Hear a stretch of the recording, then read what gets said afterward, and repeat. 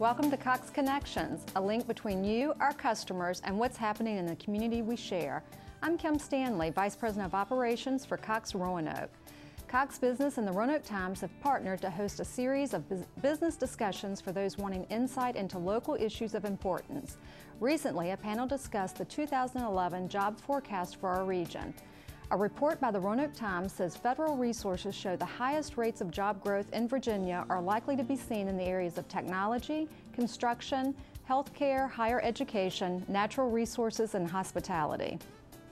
Our panelists were Dr. Mary Miller, President and Founder of Interactive Design and Development Incorporated, Nathaniel L. Bishop, President of Jefferson College of Health Sciences, Stanley G. Brakel, Chairman and CEO of Brakel Incorporated, Doug Chittum, Roanoke County Director of Economic Development, and Dr. Samadi Shrinivas, Professor of Economics at Radford University. Here's a part of the discussion. We have to reframe the way we think as a region, okay? I don't think anything about the distance between Blacksburg and Roanoke. There are some of you in this room who still think something about that distance. There's some of you in this room that think there's a distance between Salem and Roanoke. And I'd like to meet you afterwards.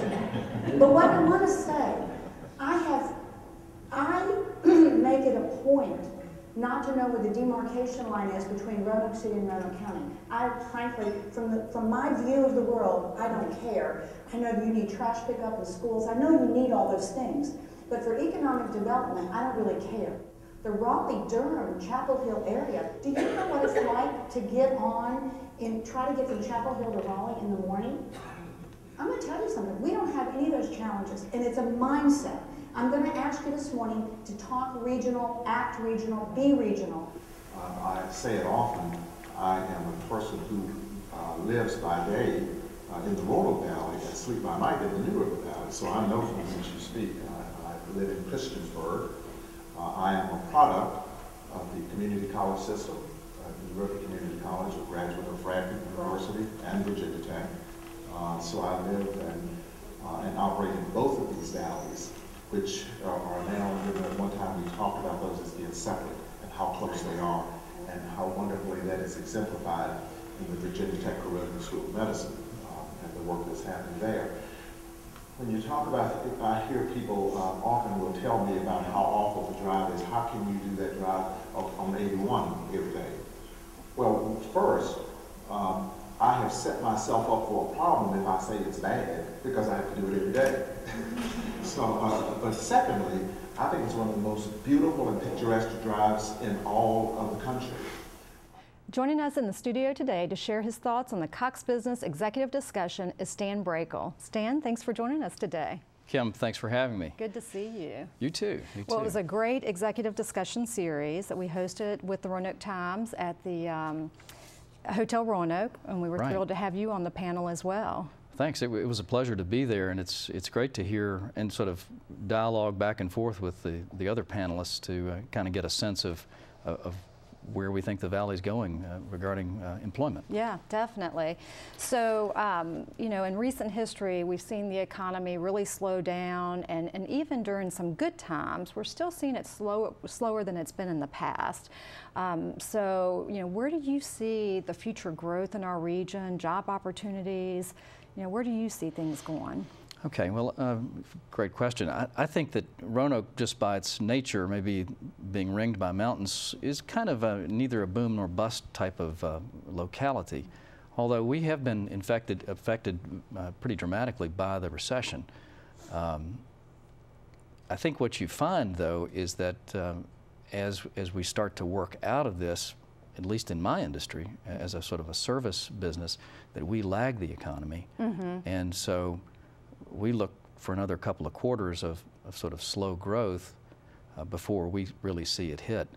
I think the bright spots are, in fact, things like healthcare, technology, some of these areas, and we serve those industries and are seeing, you know, some strong demand there, which is certainly encouraging. Right, and I agree with you. I think we were late coming into it, and so therefore I think we are going to be late coming out of it. Yeah, but I do believe we are starting to see improvement, and I'm sure from your perspective, you guys really start to see it, you know, faster than most industries even. Do you think we're poised, as a region, we're ready to take advantage of the growth opportunities in those specific sectors, the technology, the healthcare? Well, I wish I could say yes, but I think the answer is perhaps not like we should be. We are sort of, I don't want to say saddled, but I'll go on and use that term, with multiple jurisdictions here in the Valley, and I sometimes think that does present a somewhat fractured view to perhaps an industry looking in. I think the Economic Development Partnership and the work of Doug Chittum and the counterparts in the city do a really good job, but it is hard to get all those cats herded together sometimes. I agree. Yeah, we do have a great partnership with all of those organizations. How about your industry? Are you seeing growth opportunity in your specific industry? And what do you think the employment forecast is for your specific industry? Well, I think it's a bit of a mixed bag. We at Brakel Incorporated, we're involved in sustainable design and construction and things of that sort. So I see that and as a growth sector of construction generally, and seeing more and more renovations of existing structures. If you think about the banking industry and reluctance to lend on brand new structures and equity that's existing in owners' present buildings, it's kind of a natural fit. So I think being able to deliver value to customers with regard to energy management and improving their existing facilities is probably the place to be looking. And that's interesting. That's something we haven't really thought about, is that people are looking at existing infrastructures and upgrading those versus going out and all the new builds. So I think that that's very interesting. Also, I'm pleased to hear you say that your company is very involved in the green initiatives. I just applaud you for that. I got an opportunity to tour your facility, and it's just phenomenal what you're doing and how you're thinking about the environment and everything that you do.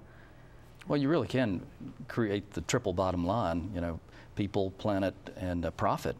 Just got to think it through and do it right. So there's value add there, and to follow on to that, your question about what can workers do to kind of anticipate some of these things, well, it really is a technology play when you stop and think about it. It could be conservation efforts and energy efficiency that I'm doing, but it could be Meridian Software downtown developing their products to some of the great things that are happening at the Carilion Virginia Tech Institute and Research Foundation. That's a phenomenal effort going on there. It truly is, and it's interesting to find, I think, how it's all coming together. You've got technology, you've got healthcare, you've got conservation, but it's all coming together. Any advice for workers, that are either looking for employment or looking to change, do you have any advice for them on how do they prepare for all of these changes that we're seeing?